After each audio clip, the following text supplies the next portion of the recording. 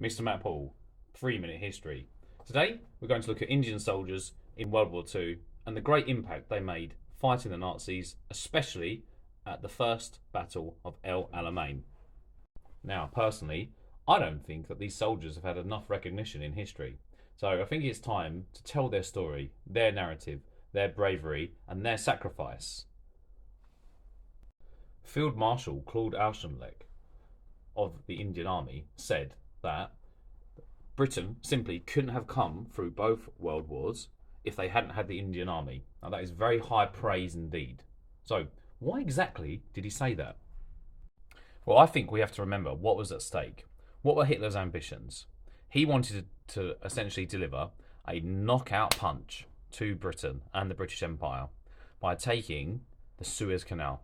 Now, the Suez Canal was the artery, of the world's oil imports across the world. So, if Hitler had taken the Suez Canal, he would essentially control the global oil markets, which would drive his Wehrmacht, his Nazi army, to potentially a victorious place in World War II. So it was absolutely critical that the British stopped his Field Marshal, the Desert Fox, Rommel, from taking Suez Canal.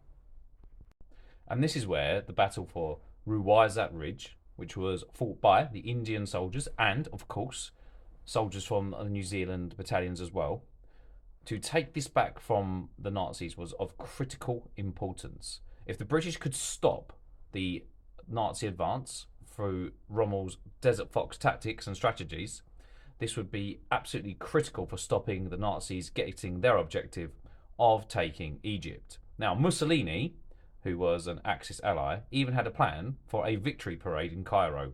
That's how confident they were of victory. However, the plucky Indian soldiers, and the New Zealanders too, took that ridge, and it seemed to be a turning point. This was achieved in the First Battle of El-Alamein. Now, if you look at the size of that ridge, it's just a natural, scalable defence. So winning it was absolutely critical. We could say it was a turning point of World War II. Now, the important thing about history is that we get the narratives right.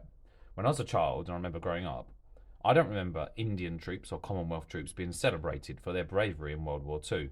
I remember seeing them on the TV, and they didn't even have their own cenotaph. Now, Queen Elizabeth in 2002 had this built for Commonwealth and Indian soldiers because of the great work they did in defeating Nazi tyranny. And to their bravery, I salute you.